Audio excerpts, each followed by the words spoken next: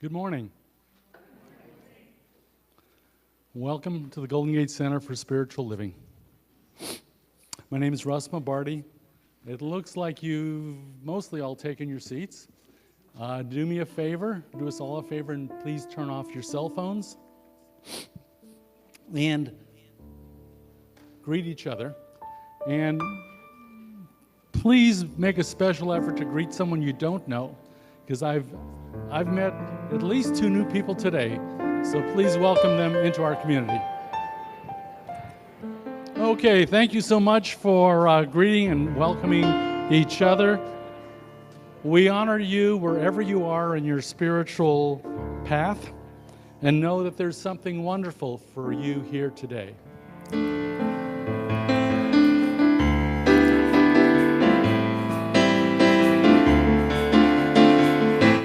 We are one in the Spirit of God. We are one in the Spirit, a little quicker, of God. We are one, we are one, we are one, we are one, we are one in the Spirit of God. Love, love. We are Spirit of love. We are one in the Spirit of love. We are one. We are one. We are one. We are one. We are one in the Spirit of love. Truth. One in the Spirit of truth.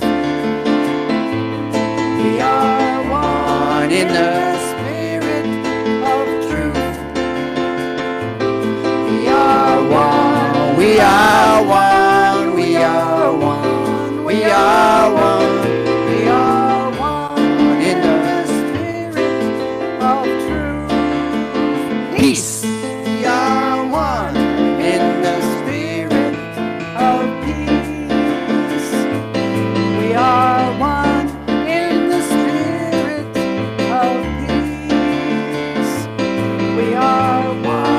We are one. We are one in the Spirit of peace. We are one in the Spirit of God. We are one in the Spirit of God. We are one. We are one. We are one. We are one. We are one in the Spirit of God. Thank you. You may be seated.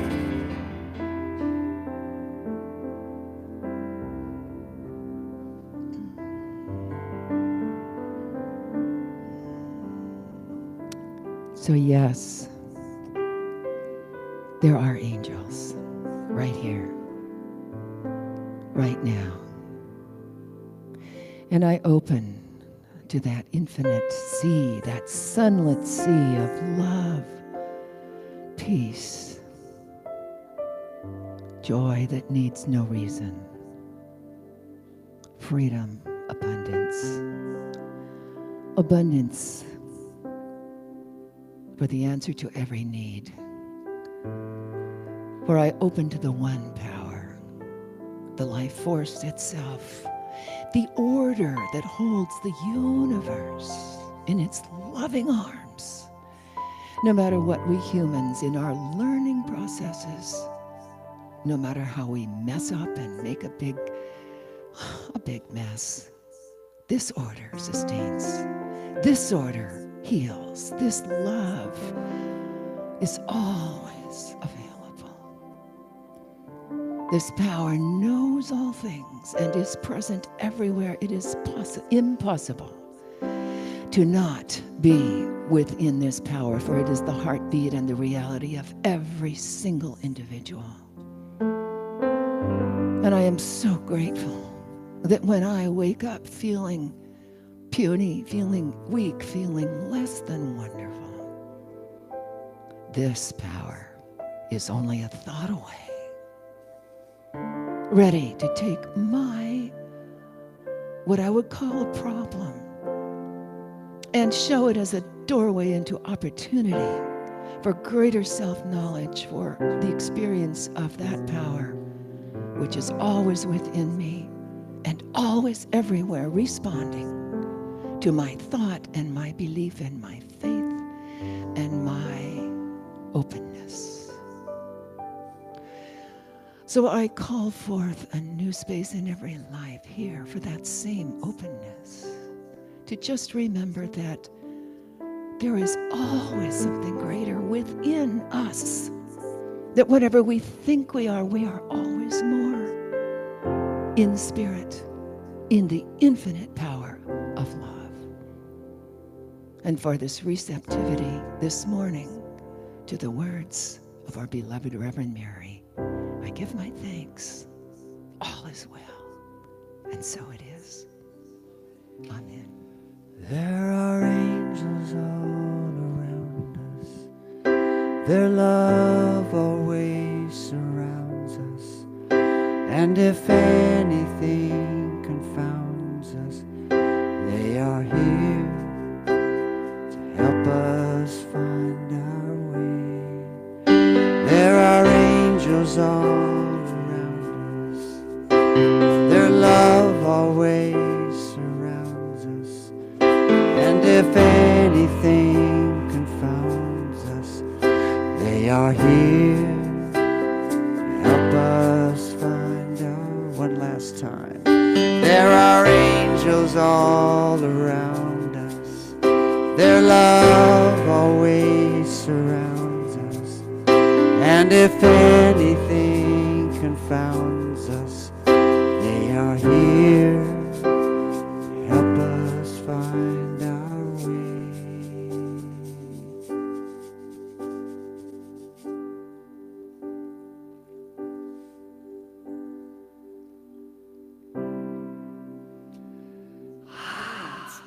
So good morning. Welcome, everybody. I'm Reverend Mary Marie Shelton. I'm the community spiritual leader here at Golden Gate Center for Spiritual Living, and I am delighted to see all of you here this morning. If some of you are here for the first time, would you just give me a hello wave? I've got some packets of information that I'm going to send these lovely welcome ladies out to give you. That's all you have to do. But I am going to ask you to wave again in just a second so they can find you. You're going to find a blue card in it that says welcome. And if you fill this out and take it to the membership table, which is right over here against the wall, the gals at the membership table are going to give you a gift, which is this little book called Nourishing Thoughts, which is little bite-sized bits of spiritual nourishment for whatever's going on in your life. And we just give it to you as a thank you for being here and for letting us know that you were here. So give another wave right now, if you would, so that our gals can find you. I saw several of you here. We got 1, 2, 3, 4, 5, 6. Yes, thank you for keeping waving back there. Wave one more time so she can find you. She's got to go get another packet, so just hang on. I won't forget you. And if you're here for the second time, you're out of luck. No. If you're here for the second time and you didn't feel like, you were sure you wanted to wave at us the first Sunday, you can also give us a wave, and we won't give you any trouble for that. So let them know if you're here for the second time and didn't get a packet the first week. I also want to let you know, for those of you that would like a copy of the Science of Mind magazine, Cece has the March ones for sale now over here at the AV table, at the PowerPoint table. And also, if you're making a donation today and you want to put it in an envelope, we have donation envelopes at all the tables with these with these yellow cards. One is for cash donation and the other one's for checks and credit cards. So just put it in the envelope with your info on it. That way we can give you credit for your taxes on your donations, which is always a good thing. So thank you very much, everybody, for being here this morning. We are now into the month of March, and our theme for March is integrity. And integrity, according to the dictionary, says integrity is a state of being whole and undivided, And I think that it was actually a term that was used when they were smelting different kinds of metals, that when it was pure, that meant it was in integrity. And so congruency, which is a demonstration of integrity, is the arrangements of all the parts of a whole in such a way that they're supported and strengthened. And so as we're looking at integrity this month, we're also heading into this kind of pre-Easter time. And so I'm going to be doing some playing with that pre-Easter stuff. And so if you have a background of paying attention to Lent, which is the days before Easter, this is going to be an interesting series for you starting next Sunday. But today, I want to talk about this idea of truth. So the question I'm asking is, isn't truth just a personal interpretation, really? Isn't it just open to personal interpretation? And so I want to begin with this story. This couple decides that they want to get a dog. And so they notice in town, in the pet shop window, there's a sign that says, Christian puppies available now. And they're sort of fascinated by that. And so they go into the store and they ask the pet store manager, how do you know that they're Christian puppies? And the manager says, watch. So he picks one of the puppies out of the pen, he puts him on the floor, and he says to him, fetch the Bible. And the puppy goes over to the manager's desk, climbs up on his chair, grabs a Bible, brings it back over to him, puts it down on the ground. And the manager says, find Psalm 23. Psalm 23, right there. And the dog flips his pages, and the couple's amazed. And so they decide they'll purchase the puppy. And they take the puppy home. And that night they have some friends over for dinner, and they show the puppy's, Psalm 23 bit and everything. And the people go, well, that's amazing. Does he follow regular commands? And the husband says, gee, I don't know. We didn't ask. And so he turns to the puppy and he says, sit. And the puppy sits. And he says, lie down.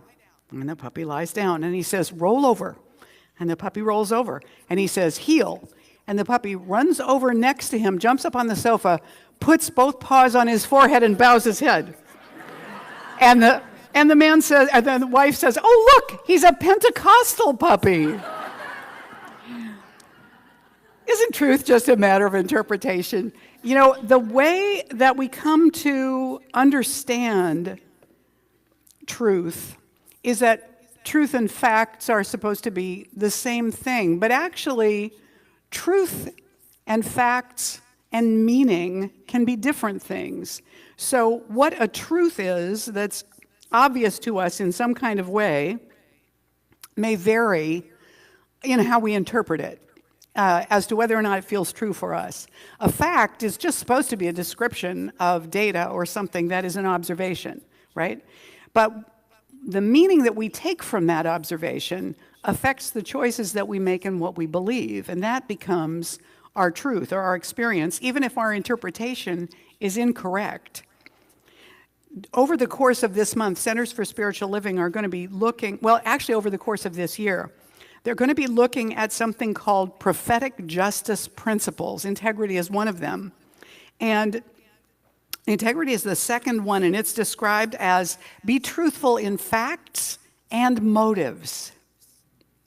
You know how sometimes you can say something in a particular way to lead somebody to a particular conclusion that you're hoping they're going to come to, but you want to give them a little help? Anybody ever done that? That's called manipulation, by the way, and we do learn to do that when we're little kids. And so the question about being truthful in facts and motives is the policy, this is a statement of how you evaluate your leaders, is the policy based on a true analysis, and does it disclose the true intention? And how likely is it that the policy is going to achieve its proposed purpose? So that's interesting for observing ourselves and saying, okay, am I using a true analysis, and am I disclosing the true intention behind my communication? It's kind of like when you look at different truths. Now, over here this morning, Bridgit Frost has brought all of her Alice in Wonderland stuff for us, because we're looking into the looking glass, and sometimes it feels like we've gone through the looking glass. So I want to acknowledge Karen and Bridgit and Randy Frost this morning. You can see the Cheshire Cat's smile up there, just the smile at the top. And the guys, the little card people are down here painting the roses red. And so you have to come up and see this, because there are also shortbread cookies that say, "Eat me" on them. If you've ever read Alice in Wonderland, you know about that. So they're not funny cookies, they're just shortbread. So, that's okay. You're not gonna rise or fall or shrink or any of that. But Alice is told by the White Queen in Through the Looking Glass to try and believe that she, the Queen, is just 101, 5 months, and 1 day. "Well, I can't believe that," says Alice. "Can't you?" says the Queen. "Try again." And Alice laughs. "There's no use in trying," she says. "One can't believe impossible things." Says the Queen. "I dare say you haven't had much practice. Why, when I was your age, I always did it for half an hour a day. Sometimes I believed as many as 6 impossible things before breakfast." So when we're looking at truth, the question also becomes, can we believe it? Do we accept it as the truth? Never mind whether it is or not, but do we accept it as the truth? Do we see it as real? Father Sean O'Leary, who's kind of an inspiration of mine, he says, truth is not the same thing as facts. Now, I think of this man as a mystic, so bear with me here. He says, facts are just information or data points about the physical universe. Something can be a fact, but not be true. Something can be true, but not be factual. Something is true, capital T, he says, something is true if it transforms me and aligns me with God. And it is ultimate truth if it transforms me radically and aligns me permanently with God. Now that's a big T truth, would you agree? The power of truth as transformational. That's what I'm thinking about this morning as I'm looking at this. Here's a confusing one. Oh no, that's not it. So if we look at this, we can see that the two interpretations, the 2 points of view are both facts. One is a square, one is a circle. They're both facts depending on which way you're looking at them, yes? But the truth is more complicated than that. The truth is bigger than those facts from those points of view, those particular observations, those particular interpretations of what's the truth. The interpretations may not include the whole of the truth. So we can see how that might work. So the question becomes, what's your truth? Now you might have seen this before. From one side, it looks like there are 4 bars. From the other side, it looks like there are 3. And Marcus Aurelius said, everything we hear is an opinion, not a fact. Everything we see is a perspective, not the truth. And so when we're looking at this and saying, well, what is the truth for me? What is my truth? What do I believe? When my son Luke was about 4 or 5 years old, he was going to a particular preschool. I guess he must have been about 4. And they did a survey of all the kids to find out what their favorite colors were. And then they made a graph or a barcode, a bar graph about how many they had in each category. And red was the most, it was the highest. Now Luke's favorite color was yellow. And so I was looking at this to see, how many kids had said yellow. And I said, oh, I see that you're, this many over here. And he said, no, I said red. And I thought, and so it begins. We want to be like everybody else. We want to fit in, and so we tuck our truth away over here someplace. And we don't show people what it is because we want to fit in. We want to be liked. We want to be included in the crowd. Does this make sense? Anybody ever do this? Where you set your truth aside so you'll fit in with everybody else? When I was married before, my father-in-law was a retired Air Force colonel, and he was from Oklahoma. He was a conservative, very kind of matter-of-fact guy. He was a wonderful human being, And he was very analytical and logical. And after he retired, he and his wife went on a trip, and they were visiting a bunch of friends from everywhere that they had lived. And at one point, they went to Italy, and they were traveling around, and they were in a Roman battlefield, some kind of a tourist place that they had gone. And he had this overwhelming impression that he had been there before. And it completely threw him for a loop. Not like he'd visited as a tourist, but like he'd been there during the battle. And he did not know what to make of that. I mean, he was a good Presbyterian. He wasn't somebody who believed in reincarnation. But that experience affected him so profoundly, he did something that he never would have done under ordinary circumstances at a public monument. He stole a couple of little stones from the monument and brought them home with him. And he gave one to each of his sons and told all of us this story. And my husband at the time and I were like, because it didn't seem strange to us. But it obviously was very strange as far as he was concerned. So that was a new truth for him. It broke through the boundaries of his perception of what the universe was like, of what it contained. Are you with me here? We have these experiences when we are available to them. Sometimes it's when our guard is down, or our defenses are down, or we might even be ill, and something comes through to us that in our ordinary state, we're a little too defended to allow. So this was his experience. We come into then together as a community, shared meaning, but the shared meaning, when it has real value, is a shared meaning that is broad enough to be expanded to allow people's own perception and experience of truth to have some elbow room in the midst of it, rather than saying, you have to set your personal truth down over here when you come in and swallow whatever this is. And this is our shared meaning, and you can leave all of your doubts and questions and oddities and differences out there. We'd rather you brought all your oddities in here. We're all odd or we wouldn't be here.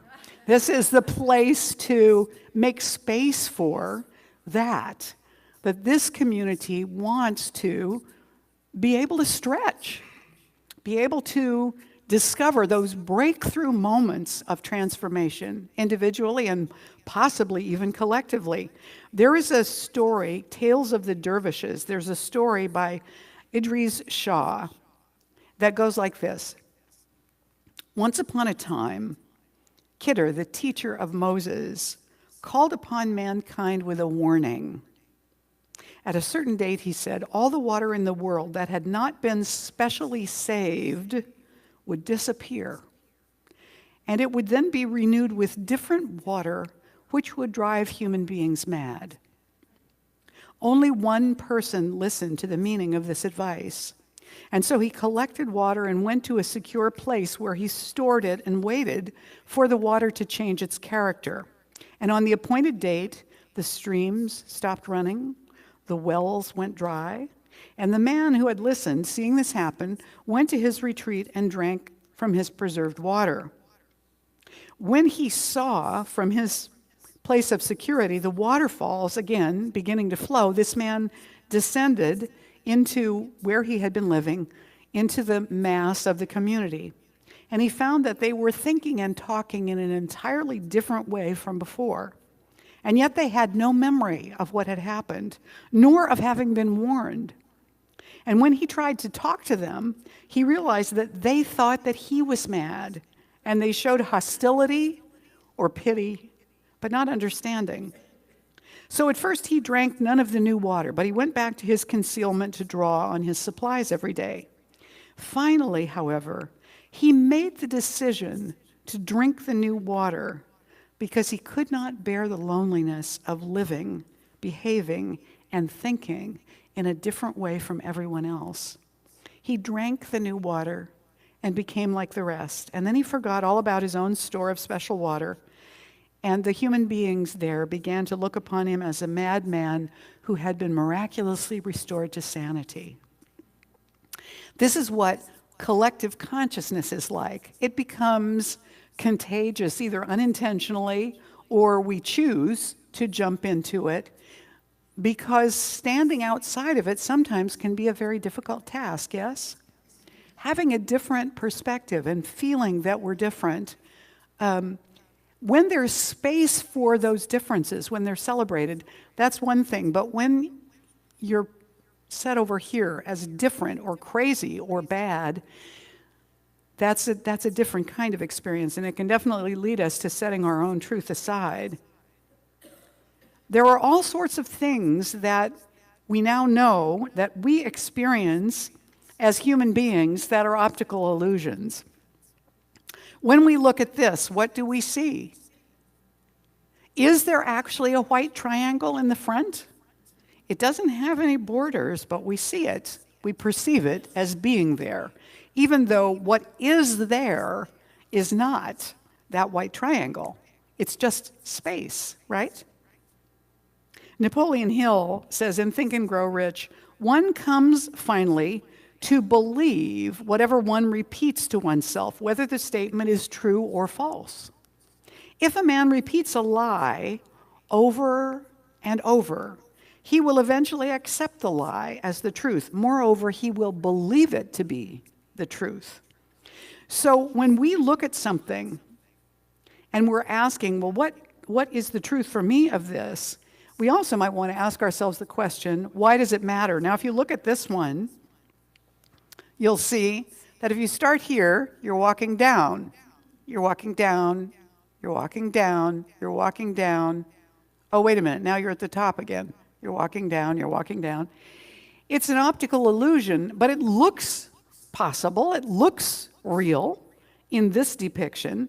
And the way that our lives, the way that our reality shows up for us that way is that we begin to look at everything from our personal experience, our history, our whatever we've believed up until now, what's familiar to us, what our values are. We look through all of those when we look at something to determine what it is. Our belief then determines what we're going to allow ourselves to see. It becomes a filter that filters out that which doesn't go along with what we already believe.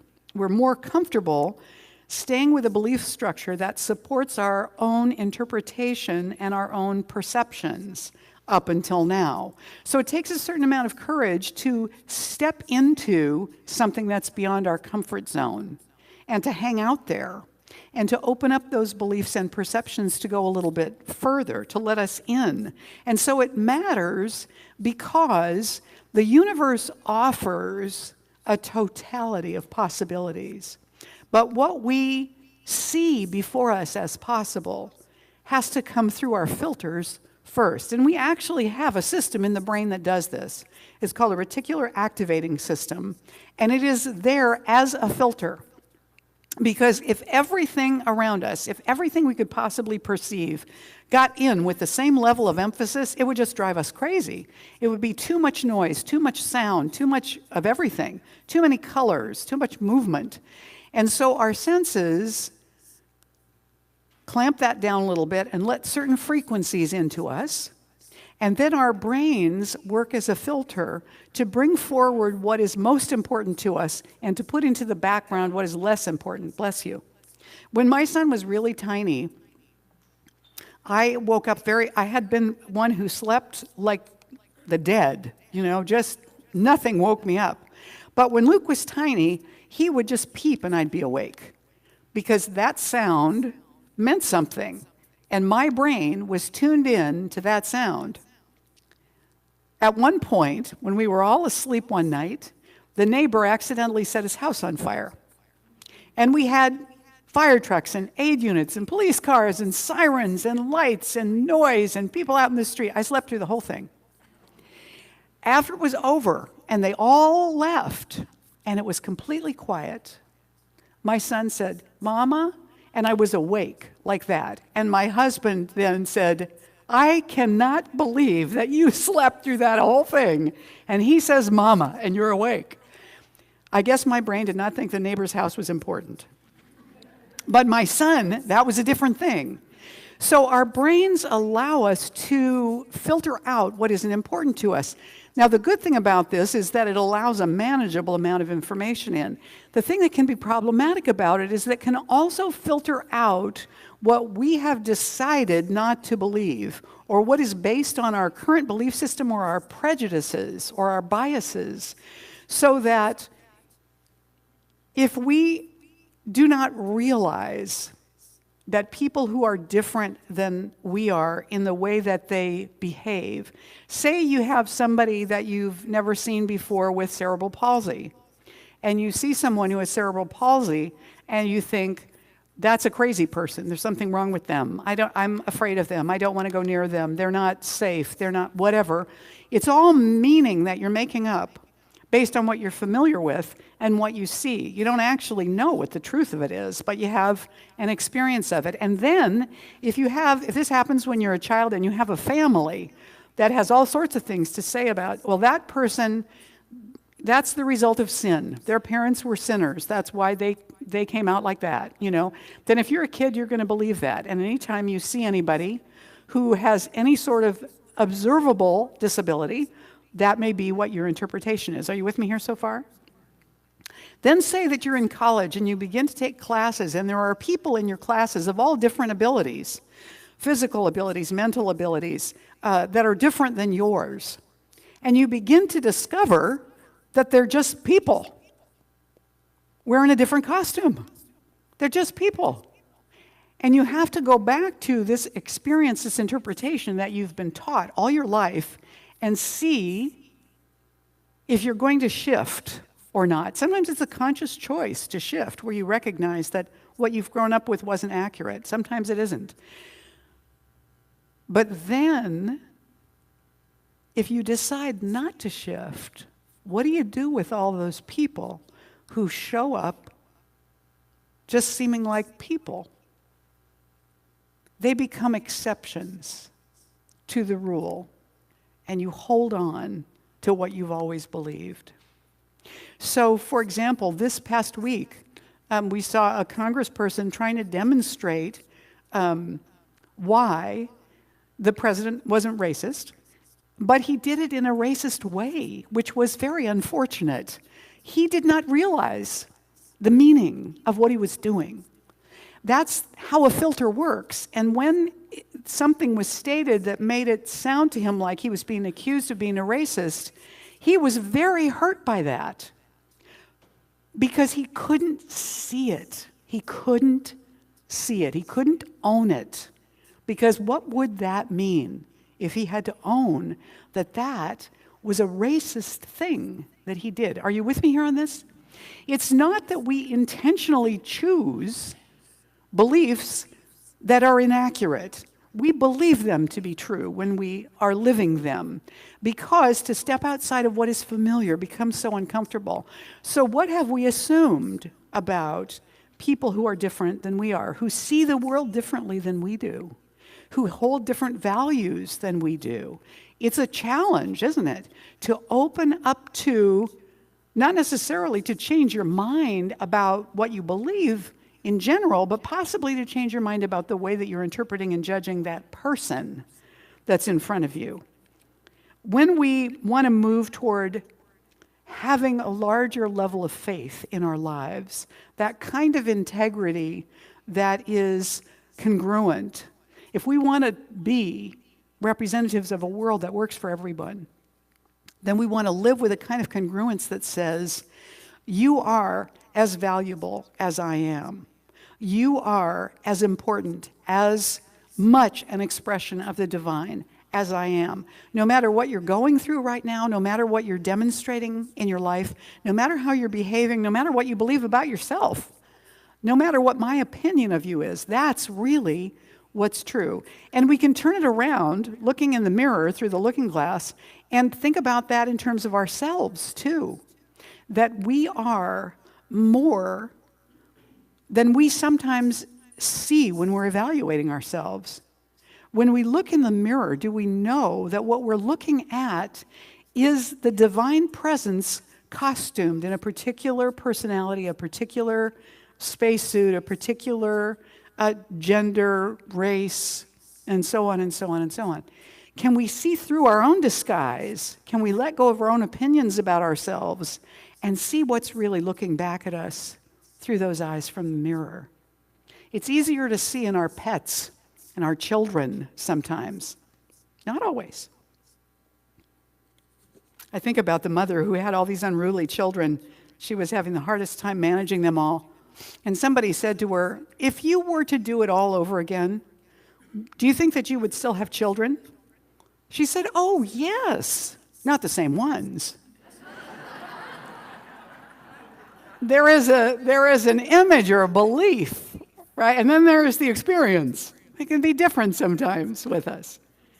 St. Paul in Hebrews says, now faith is the substance of things hoped for, as it was the substance of things which have come to pass. And it is the evidence of things not seen. Now, when he says the faith is the evidence, the way that we think about faith a lot of times is blind faith. I don't have actual physical evidence, but I have faith. I believe because I've been told to believe, and I have faith. But what Paul is actually saying is that faith and substance are the same thing. It's not an idea, a belief. It's actually a creative force that is acting upon an unseen energetic substance, making it real there before we see it. So faith is substance. It is the substance of things hoped for. As long as we continue the focus on that desire and receiving and experiencing it, it is the substance of that, as it was the substance of things which have come to pass. As Mary Morrissey says, everything is created twice, once in mind, then in form. And so Ernest Holmes said in The Science of Mind, faith looks to the invisible, and instead of seeing a void, it fastens its gaze upon a solid reality. Faith is not hope, it is substance.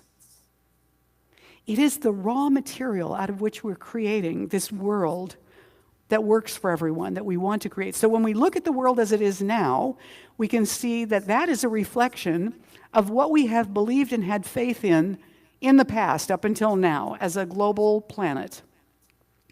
And now the question is, where are we putting the energy of this faith in substance? Well, we have to put it beyond what we can currently see. We have to put a faith in the substance that is the essence of every single one, and to draw forth that substance into our own being so that we are expressing from that place a world that works for everyone, that we become the invitation into that we are living as that claim ourselves and seeing it. That's what a visionary is. You see it before it's in form, and you hold to that vision. Joseph Campbell says one thing that comes out in myths is that at the bottom of the abyss comes the voice of salvation. The black moment is the moment when the real message of transformation is going to come. At the darkest moment comes the light. So when we want to have faith in other beings, I already said that.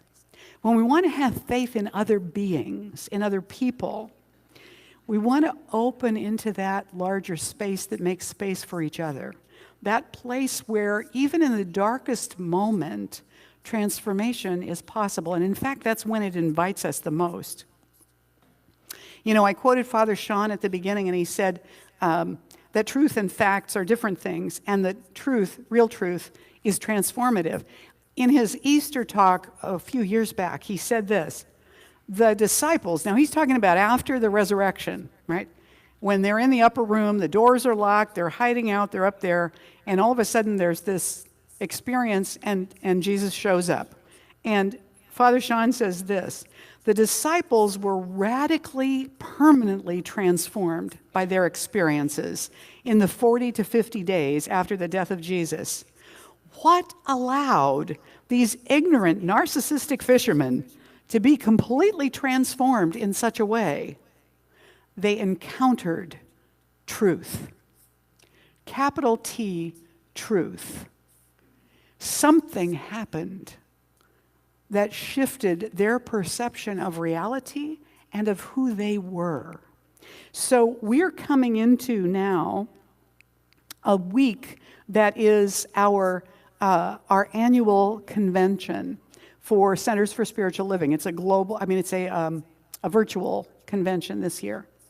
And the theme of the convention is Under One Sky. The recognition that whoever we are, wherever we may be on our path of faith, wherever we may be in our experience of life, we all live under one sky. And every time we have a convention, we have a theme song for the convention that when we're there on site, we all learn it, and we sing it in the morning and we sing it in the evening together. I want you to hear and see the words to this year's theme song, which was written by one of our ministers, Sunshine Day, who is part of this convention, helping to put it together.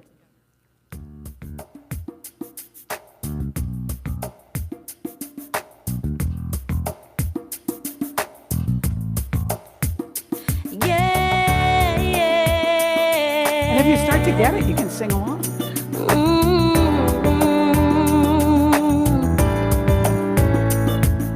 Knowing there's a place for us where we can all be free. Let us work hand in hand. It starts with you and me. And every day's a gift we get to better someone's life.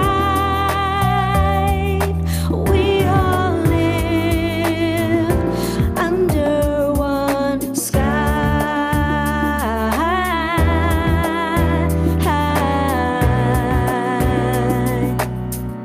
Under one sky.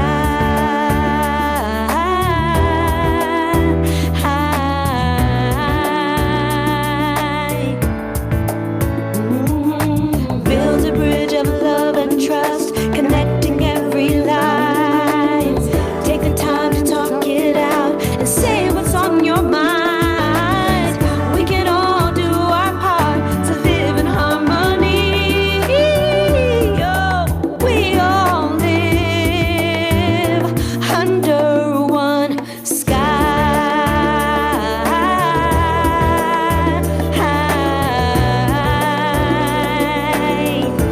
Under one sky.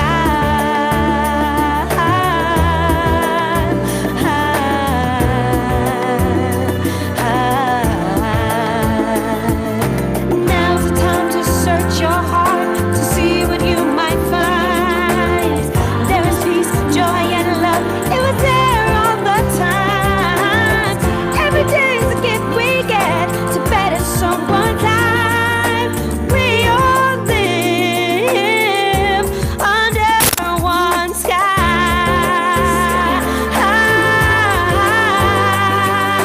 We all live,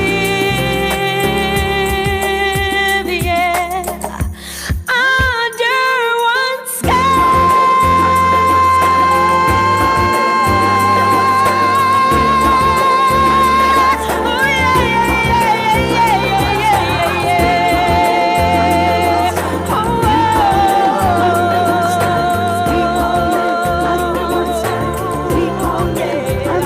under one sky. Under one sky. Under one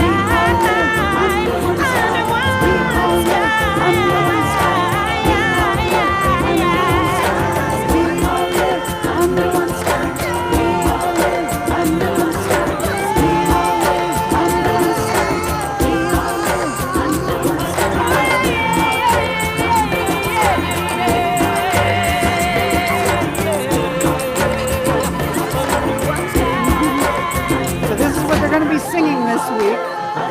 And those of us that are participating online will know the song. One of the things they did actually early on was to invite congregations to sing this song and then film parts of it, but I didn't get it done in time. So I want you to know the song, though. It's a great song, don't you think? Really good. And it reminds us of what we're here for and who we are and what we're envisioning, even when we don't see it in front of us at the moment. So we're stepping into this congruence with our message in integrity, because truly, we want to be the people who live under one sky. Namaste.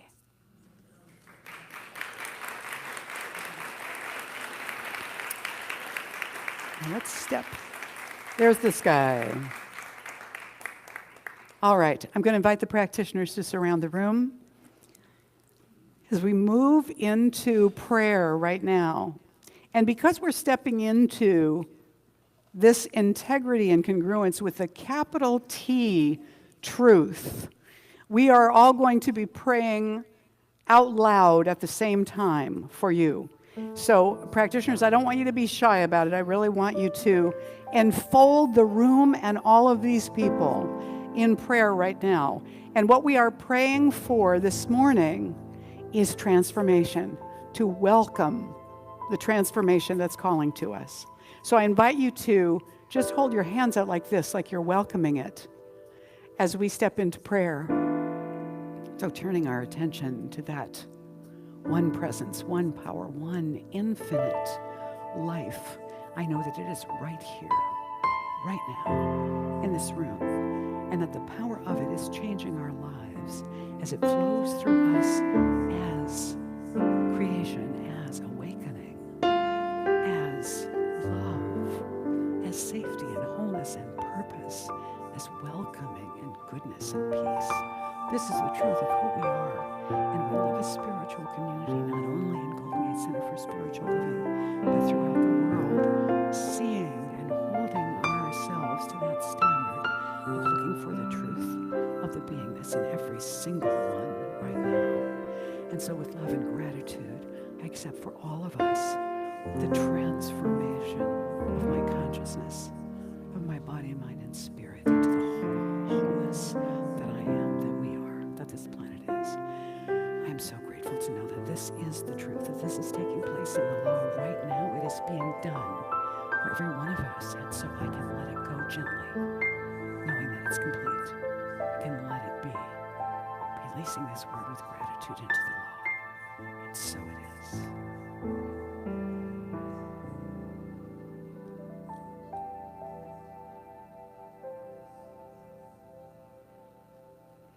And so it is.